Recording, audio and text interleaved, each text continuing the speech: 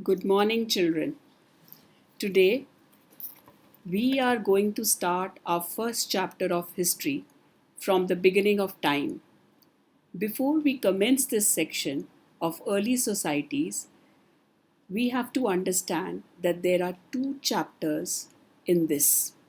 One is from the beginning of time, and the other one is writing and city life. The first chapter deals with the beginning of human existence from the remote past of 5.6 million years ago. You will learn how humans first emerged in Africa, archaeologists studying about early phases of history from remains of bones and stone tools. You will acquaint yourselves with the precursors of human beings, that is, primates, hominoids, hominids, Australopithecus, Homo, and then come to how the man learned to walk from a quadruped to a bipedal locomotion and then understand the origin of human evolution. We reconstruct their life from their shelters and caves they lived, the food they ate by gathering and hunting animals. Other developments include use of fire and of language. Finally, we will see whether the lives of the people who live by hunting and gathering today can help us to reconstruct the past. Now, as we move along the chapter, I'm just trying to make you understand about these early societies, the chapter which is there. You don't have to learn this, but you can just read it. And then there is a timeline. We don't have to learn this timeline, though definitely there is one timeline in chapter 1 which you will have to learn, which I will tell you as we move along the session. Now, these are just general things which are there of that same time period when, in a chronological order, how the changes were taking place from the time period which you are going to study in these two chapters of early societies. So, coming to our first theme, as I said, or the chapter 1, the first thing which we are going to study about is children. If you will see, I have given you questions also in the at the side, which will help you to understand that how we are going to study this chapter. Uh, if you really understand, children, history is a very elaborative and a voluminous subject. But if we learn precisely, but along with it, understanding the whole sequence of events, the things will become more easier. So we start this that the origin of human was about 5.6 million years ago. And as I have explained to you in my previous video also, that MYA means million years ago, that the first human like creatures came on this earth. And the people who were referred as modern humans, they originated about 1,60,000 years ago. Now, this during this long period, how did they obtain food? They obtained food either by scavenging. Scavenging means, children, it's searching among the waste, or hunting animals and gathering plant produce. Then the next part is, what did they learn? They learned how to make stone tools, communicate with each other. So this was what they learned. So this whole sequence was, this first paragraphs are generally related to, for example, what is the crux of your whole chapter. Because as we move along in this chapter, you will realize from the beginning of time means from the origin of how human came, and how their journey was from the evolution of human evolution, then origins and making of stone tools, or how what kind of food they ate, how did they communicate. All this which you will be going to study is what is generally explained in these first paragraphs. So this is there.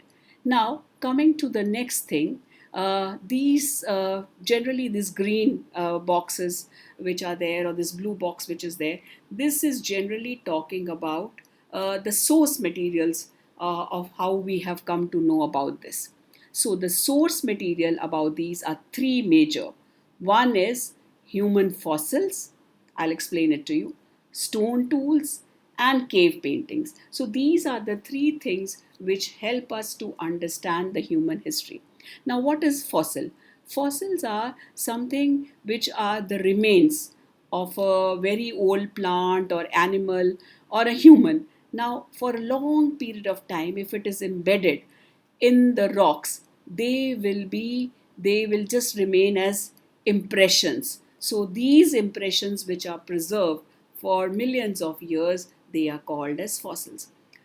This I can make you understand, children. You remember when you all were small, you all used to take a leaf or something and then put it in your notebook. So if you keep it for a long time, maybe a year or so like that, then it will become, it will look as if it is becoming a little more stiff. So this way, if it is remaining for millions of years, then automatically they will become as if they have been embedded in the earth's surface. So you have to understand about from these human fossils.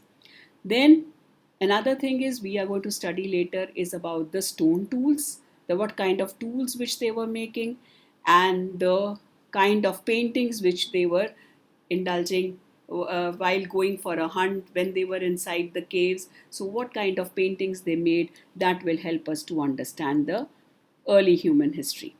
Then along with this evolution, evidence of human evolution comes from fossils. So this is a very interesting concept, that how can, just for your understanding, you don't have to learn, but I'm just trying to make you understand that how will you date these fossils? How will you come to know how long they must have been back? So this dating is generally helped by there is a method which is called as radiocarbon dating. Now this radiocarbon dating, this is just for your explanation. This tells us that amount of carb. See children, whenever any human being is there, I'm not going too much into the bio aspect, but you know that every human being has carbon 14 available in the atmosphere. So when till the person is alive, that carbon 14 is there. But when a person dies, this he initially what happens is that wherever it becomes static, the carbon 14 where it stays, slowly and steadily the decay starts happening. So they say the carbon 14 element goes down to almost half it in the next 5,730 years, and further down it will be one fourth. So you can compare in that way the any organism which is there, it will keep on decaying. So you compare the C14 which is there in the dead organism to the amount which should be available in the atmosphere, say C12, how much actually a person should have to that, and estimate how long back this organism must have been remaining over here. So this was how the dating was done. So this is how these chemical, through this direct chemical analysis or indirectly by dating, that is the radiocarbon dating which was carried out. So initially what happened is the scholars which were there, they were reluctant to accept this.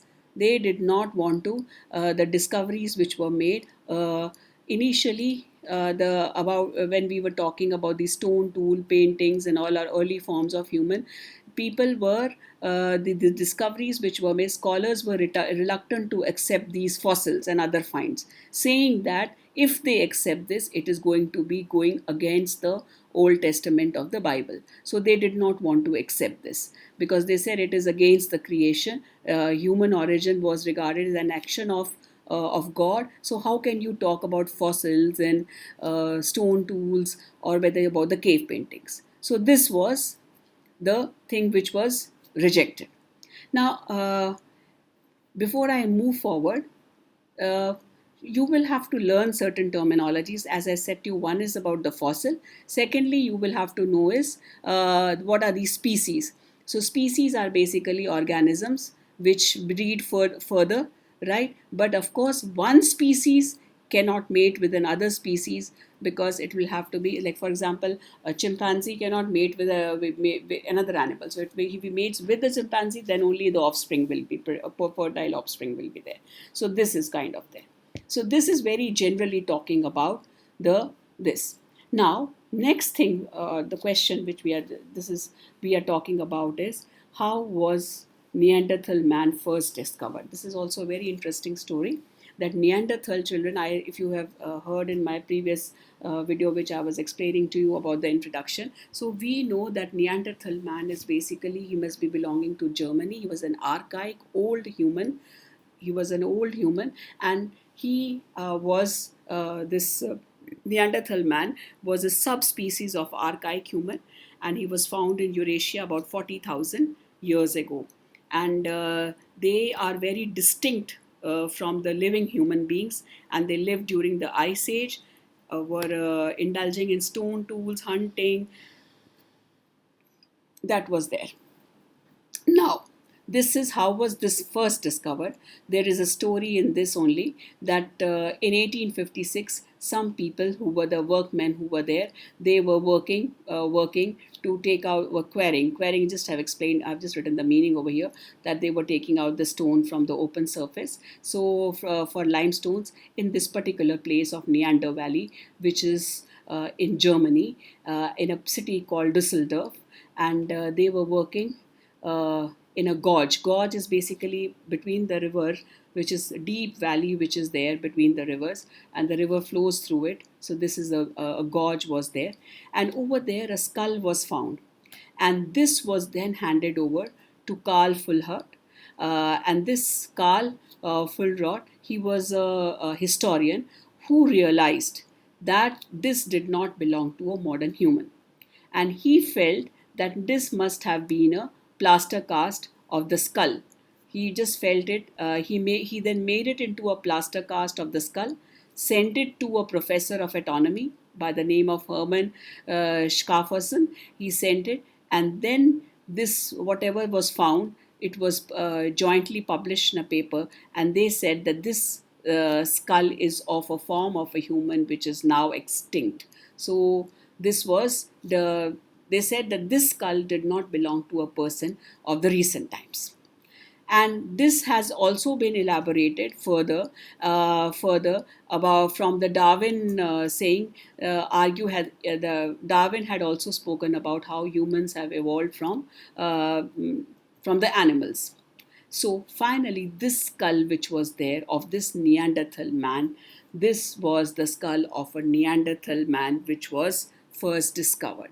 And initially, people thought that this is something which is of old from the past. The antiquity is something which is something old from the past, and they said this skull was regarded as brutish. Brutish means it was something very beastly. They could not imagine that it must be a human beings, and they said that this must be of somebody who is like a pathological idiot. Pathological idiot means somebody who's mentally disturbed. So they thought him a person who must be mentally disturbed. So they refused to accept that this could have been of a species which is now extinct. But then, of course, it was finally they came to realize that must be of a Neanderthal man. You don't have to learn these pictures, children, but I'm just referring to it. As we move along, we do talk about the pictures. This is about how these are equipments. It's not very clear, but if in your text, if you see it properly, you will be able to see that these are equipments which are there, which are helping the archaeologist to find out about the place where he will have to look forward and record, dug, and then record whatever is found over there. And these are these fossils which have been found over here, and then there is this through which must have been embedded for a long time. So they will try to remove and then check out that how long this must have been dated backwards, right? So they are recovering these fossils. So this is very generally which I am speaking to you, right? I hope I'm made my clear. The way I'm teaching children, you will have to learn. These are questions which I've already given, so you will have not a problem that how to go about or how to go learning. Of course, when we meet, I will tell you the kind of paper pattern it is and how you will have to go into learning. But this is generally I'm talking about the first chapter. Now, before I go and start the story of human evolution, uh, just briefly, I will tell you. We'll just talk very briefly. This is very generally we are talking that how do we correlate of the time frame. So they are saying very interestingly the time frame we are going to talk about is about 36 million years ago. So how do we correlate? They have given us an example to how to conceptualize these long span of years. So they say that if you feel that a page of book is one page of book is equal to 10,000 years, 10 pages will be equal to 1 lakh years, and 100 pages will be equal to 1 million years. So they say if you have to understand what does 36 million years means, then you have to think of a book which is having 3,600 pages. So this how far we have to go. Now, before I start talking further, I just want to show you one timeline. So just wait, I'll be showing you. Yes. Yeah. This PPT I have made of regarding this first chapter. It will not be possible for me to make PPT every time, but yes, this PPT is there, and this timeline which is going to come in your notes also, and which is there in the PPT, you will have to learn this particular timeline. So children, I have this is a more detailed one in your textbook also it is there, but this is little more detailed. So, children, first of all, we say that the human like creatures came about 5.6 million years ago. So, uh, 36 to 24 million years ago, first of all, we talk about the primates. So, primates are basically a subgroup of like monkeys, apes, or humans. They have their own body hair, they have a time period of this gestation, that is the time for their pregnancy, that is there, and for the period following the birth, they have their glands, they have their teeth, and they have been able to maintain a constant body temperature. So the first creatures which came onto this earth were the primates, as I was explaining to you, 36 million years ago, right? From this emerged the next group, which were called as the hominoids, right? The African apes. They are the subgroups. They have a smaller brain. They are still working on the old fours, and they are having very flexible forelimbs so that they can climb the trees.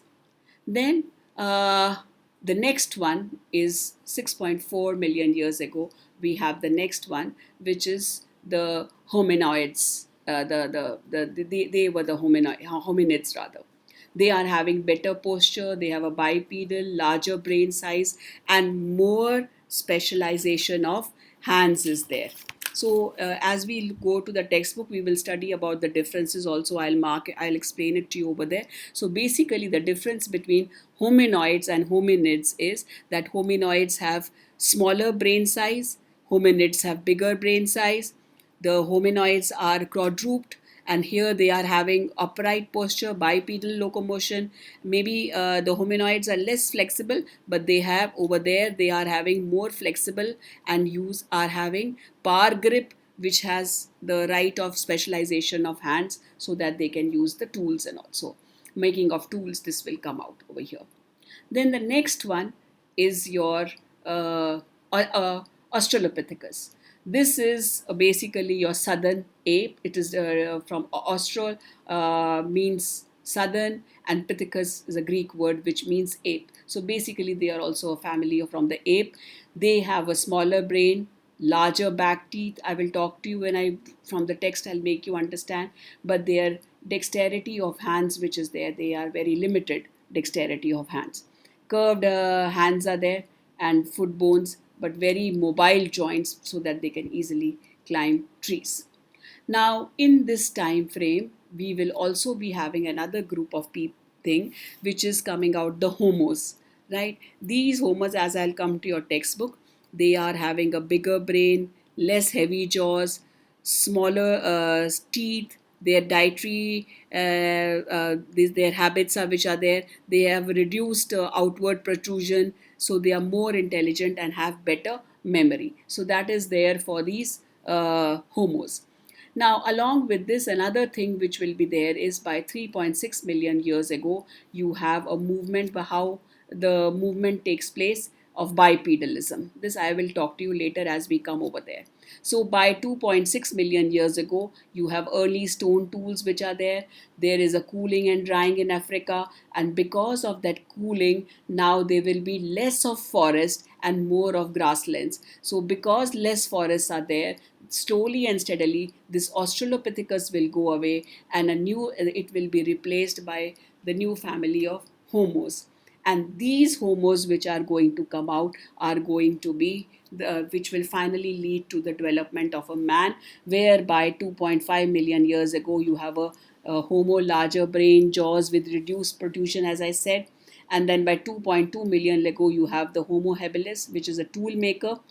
And in the homos there are three categories. One is homo habilis, then you have homo erectus, which is an upright man found in Asia and Africa around 1.8 million years ago, and then 1.3 million years ago, this slowly and steadily this extinction was there of the Australopithecus, and boy, 1,60,000 years ago, you have the Homo sapiens, and that is the wise thinking men, and from there will emerge the human beings. So this is what is there. So now this timeline, I think I've made it clear to you. You can go through this timeline. This particular timeline, children, you will have to learn properly with the dates, because this is a very important question which is there in the exams also, which will come for your 8 marks. The paper pattern and all I will discuss later.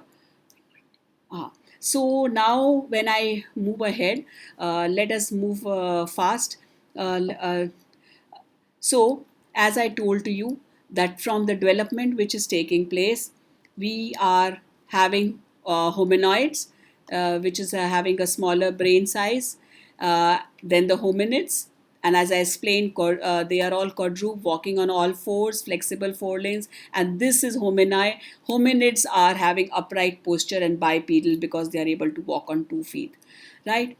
So this is another question which I have already given to you, that is the difference between hominoids and hominids.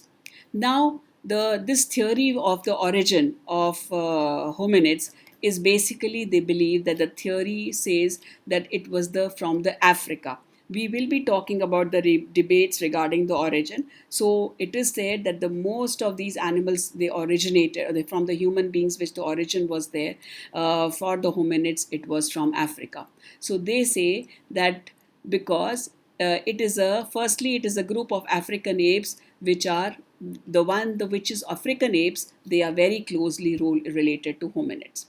And secondly, they are saying that the earliest hominid fossils which have been found, which are belonging to the family of Australopithecus, genus Australopithecus, have been first found in East Africa, which was 5.6 million years ago. But in other places outside Africa, it was found around 1.8 million. So first it was found here and then it was found there. So automatically they say the origin is of Africa. Then this you can just read how the change is happening place. That is, the grip is changing. The evolution of hand is there. The grip which is there initially, which you are seeing of the chimpanzee, and here it is the powerful grip of the human, and you see about the more precise grip of the hominid which is there. Now, hominids, as we know, they basically belong to the family of Hominidae, right? And their most important characteristics are having larger brain size, upright posture, and a more bipedal locomotion and specialization of hands. So, hominids are also further divided into, as I said to you, two branches, Australopithecus and Homo. And the major difference between them is of Australopithecus and Homo is again the brain size, jaws, and teeth. The Homos have a smaller brain size, heavier jaws, and larger teeth than the later. And now the next thing which I've already told you through the timeline is the Australopithecus, which comes from the Austral, which means southern, and the Pithecus means ape. So they belong to that ape family which is there. And again, Homos are having larger back teeth, and but their hand movement is less, and upright movement is also restricted. We are talking about these Australopithecus because they spend most of their time on the trees. But these, when you talk about the Australopithecus, they have large back teeth and limited dexterity. And another thing which is there is that they are having forelimbs which are very mobile because they are able to climb the trees. So this is a very interesting thing. And slowly, and so with this, one more important thing which is there is we are going to talk about is the remains of early humans have been classified into various species, and these species which are there, we can understand which kind of species are, because whether you belong to a human or an animal, it is based on because of your various bone structure. And early humans are very different because they have very different skull size and distinctive jaws. This I will be talking to you in my next class. Before I move ahead, yeah. So one more thing, children, I wanted to tell you. Before I just have a look at the jaw size of the see, the A belongs to ape. This is the this broader protruding is of ape animals. So there, these jaws and there's the canine teeth which are there are basically to bite or the meat. So the next one is the B1 belongs to the Australopithecus. Here is some change happening. The amount of protrusion here is becoming little less, and this is also becoming little more better skull size is happening. And then the change is happening in terms of Homo erectus, which is a upright man, right? The species, and then a more better is in terms of the Homo sapiens. A little more detail I will discuss with you in my next video.